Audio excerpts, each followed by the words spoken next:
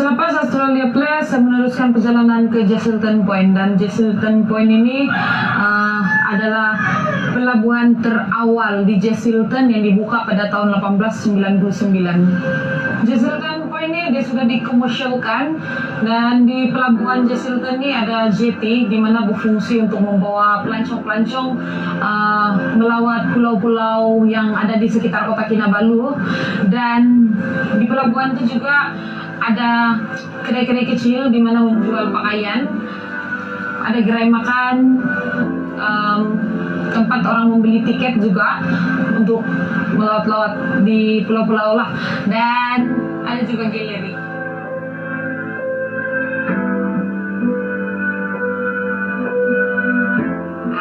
Kenapa saya pergi di Jesselton Point? Sebab di situ saya ingin mencari kesan-kesan tinggalan sejarah, dan benda pertama yang saya nampak adalah landasan kereta api.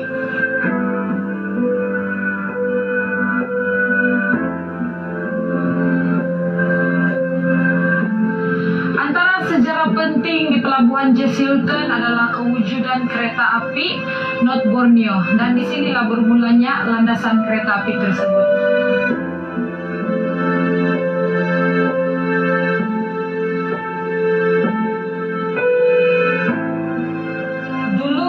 Jetty itu kayu, dia dibuat menggunakan kayu, dan semua hasil bumi yang ada di Sabah dikumpulkan di situ dan dibawa ke West Town.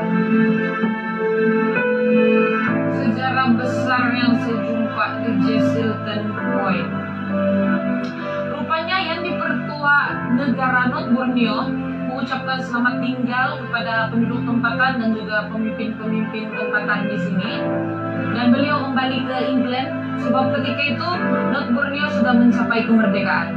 Dan tempat beliau mengucapkan selamat tinggal itu di Jesselton Point ni lah. Begini, andai aku terus menanti, sampai bila akan ku tunggu jawaban kamu. Disinilah yang dipertua negara North Borneo Sir William Godi mengucapkan selamat tinggal kepada penduduk-penduduk tempatan North Borneo sebagai tanda North Borneo mencapai kemerdekaan pada 31 Ogos 1963. Andai waktu terus berputar. Di kota Kinabalu, gerila Kinabalu telah mencipta satu sejarah besar yang dinamakan peristiwa Double Ten. Saya memulakan perjalanan di bandaran, di mana di kawasan ini ada kesan-kesan tinggalan pembukaan bandar Jesselton dan juga kesan-kesan Perang Dunia Kedua.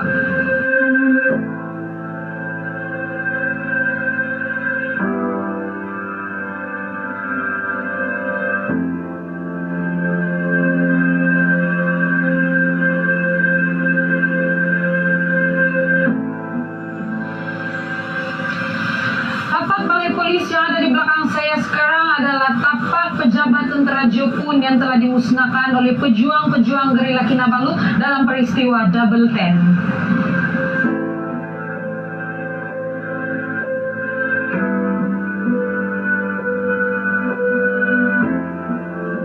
Gambar di belakang ini adalah keadaan negeri Sabah ketika Perang Dunia Kedua, dan antara sejarah besar yang Museum Negeri Sabah simpan adalah peristiwa Double Ten.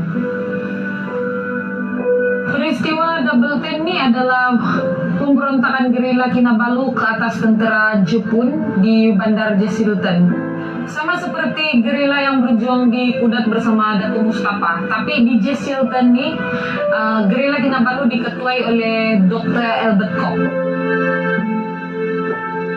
Dinamakan Double Ten sebab berlaku pada 10 hari bulan 10 1943. Selepas Atkinson Clock, Australia Place, dan juga Jesselton Point, saya meneruskan perjalanan untuk menjejak tempat berlakunya peristiwa Double Ten.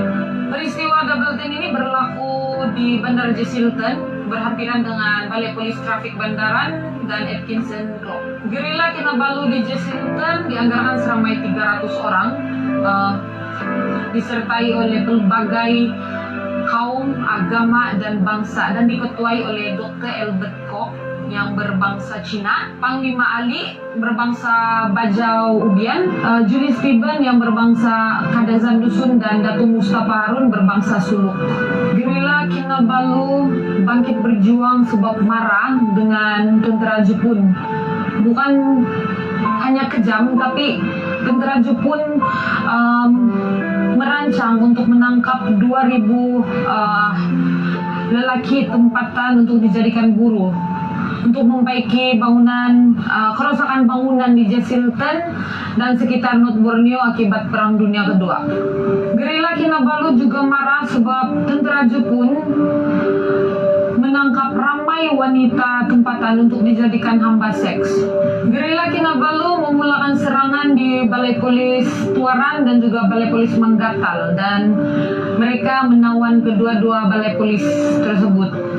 Dan Gerila Kinabalu juga berjaya membunuh seramai lebih 50 orang tentera Jepun. Pada 10 hari bulan 10, mereka mula masuk di kawasan Jesselton dan memulakan serangan di pesisir pantai. Dan mereka membakar gudang dan juga penempatan tentera Jepun. Kemuncak kejayaan Gerila Kinabalu adalah apabila mereka berjaya menawan Balai Polis Jesselton dan membunuh lebih daripada 100 orang tentera Jepun yang ada di Jesselton. Lepas saya tahu tentang peristiwa Doubleton ini, saya rasa orang kita sangat luar biasa, sebab walaupun berlainan agama, kaum, dan bangsa, orang kita satu hati untuk melawan penjajah.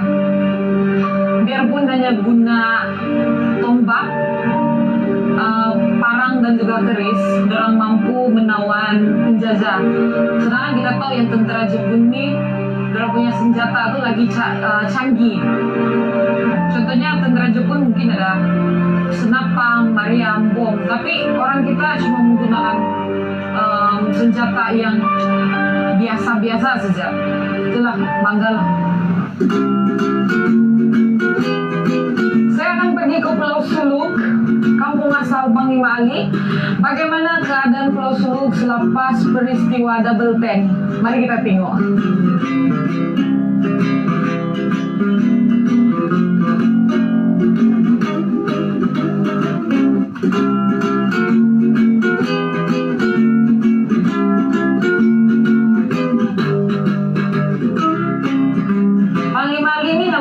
Dia adalah Ali Imam Abbasani dan berketurunan Bajau Ubian yang berasal daripada Pulau Suluk dan lahir pada tahun 1884. Dia adalah anak ketiga daripada 12 adik-beradik.